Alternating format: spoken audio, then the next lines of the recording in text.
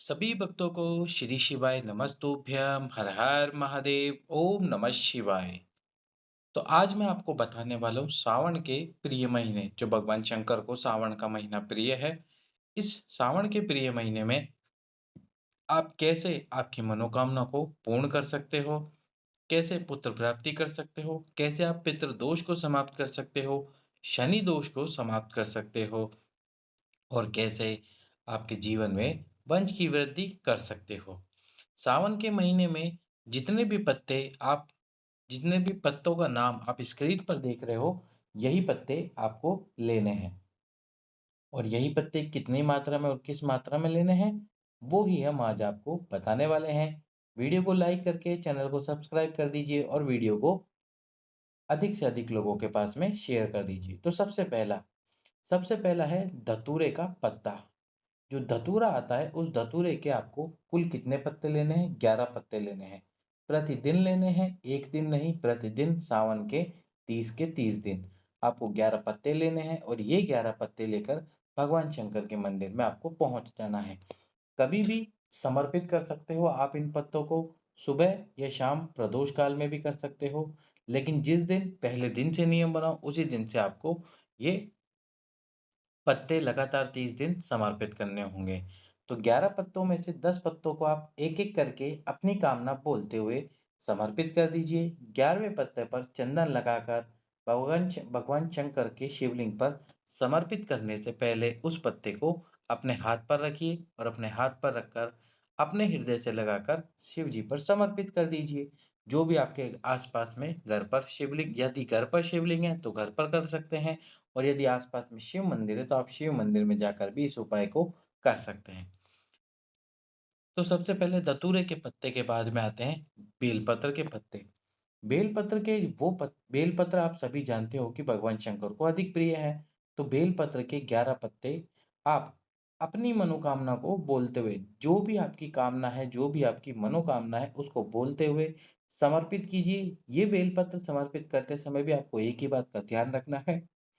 10 बेलपत्र भगवान शंकर के शिवलिंग पे समर्पित करने के बाद जो 11वें नंबर का बेलपत्र हो, उस पर चंदन लगाइए, उसको अपने हाथ पर रखिए, हृदय से लगाकर भगवान शंकर के शिवलिंग पर बेलपत्र समर्पित कर दीजिए और ये जितने भी बेलपत्र आप समर्पित करोगे, इन सब की डंडी आपके विपरीत में रखना और बेलपत्र किस दिशा से समर्पित करोगे?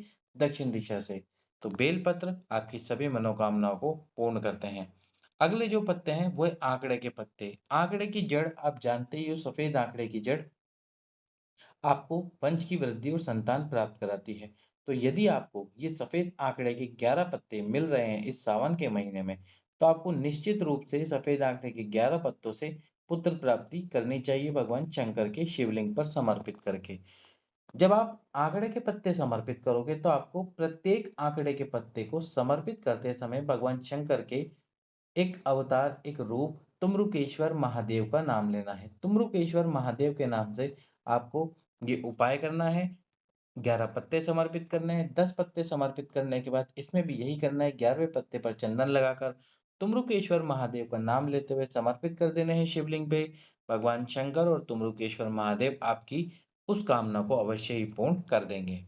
आंकड़े के पत्ते के बाद में आते हैं पीपल के पत्ते। जो पीपल के पत्ते होते हैं, वो पितृदोष को समाप्त करते हैं। तो यदि आपको ऐसा लगता है कि घर में कोई पितृदोष है या आपके पितर आपसे प्रसन्न नहीं है, तो आपको 11 पीपल के पत्ते समर्पित करने चाहिए और पीपल के पत्ते समर्पित करते समय भी आपको वही ध्यान रखना है, 11वें पत्ते पर आपको चंदन लगाना है।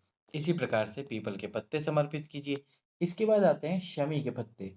तो जो शमी पत्र होते हैं या शमी के पत्ते होते हैं, ये शनि दोष को समाप्त करते हैं। यदि आपको लगता है कि शनि दोष है, तो शनि शमी के 11 पत्ते लेकर 10 पत्ते समर्पित करने के बाद में 11वें पत्ते पर आपको चंदन लगाना है और चंदन लगाकर भगवान शंकर से प्रार्थना कीजिए, जीवन में शनि का कैसा भी दोष होगा वह पूरी तरह से समाप्त हो जाएगा।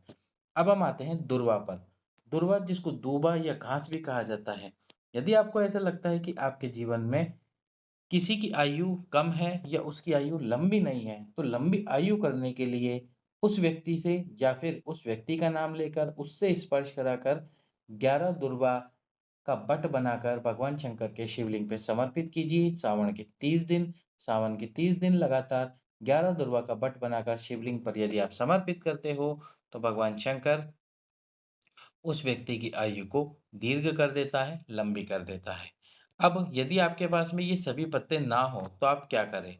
यदि आपके पास में पीपल का पत्ता नहीं, आकड़े का पत्ता नहीं या फिर शमी के पत्ते नहीं, कोई भी वृक्ष के पत्ते आपके पास ना हो तो आप कहें, क्योंकि कुछ माताएँ-बहनें अवश्य ही बोलेंगी या कुछ पुरुष अवश्य ही बोलेंगे कि हमारे पास में ये सभी पत्ते नहीं हैं, तो हम क्या करें? एक और बात, यदि आप चाहते हैं कि आप सारे नियम अपनाएँ, जो कि यदि आपको सभी पत्ते मिल रहे हैं और आप सभी नियम अपनाना चाहते हैं, तो आप अपना सकते हैं।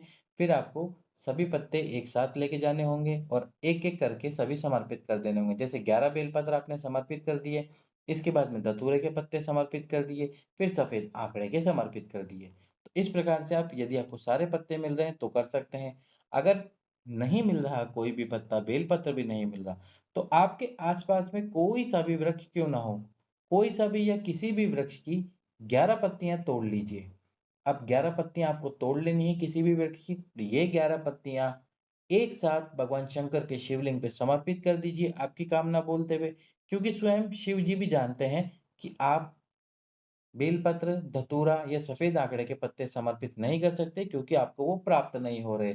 तो शिव जी को समर्पित करोगे जब आप किसी भी वृक्ष की 11 पत्तियाँ, तो भगवान शंकर उन पत्तियों को धतूरा और बेलपत्र और पीपल के पत्ते समझकर स्वीकार कर लेंगे। तो इसलिए यदि आपको कोई पत्ती ना मिले, तो आप इस प्रकार से किसी भी वृक्ष की 11 पत्तियाँ समर्पित करके भगवान शंकर से प्रार्थना कीजिए। सावन के इस महीने में आपकी वो कामना, वो प्रार्थना अवश्य ही पूर्ण होगी। तो वीडियो को लाइक करके चैनल सब्सक्राइब कर दीजिए। सभी भक्तों को श्री शिवाय नमस्तुभ्यम। हर हर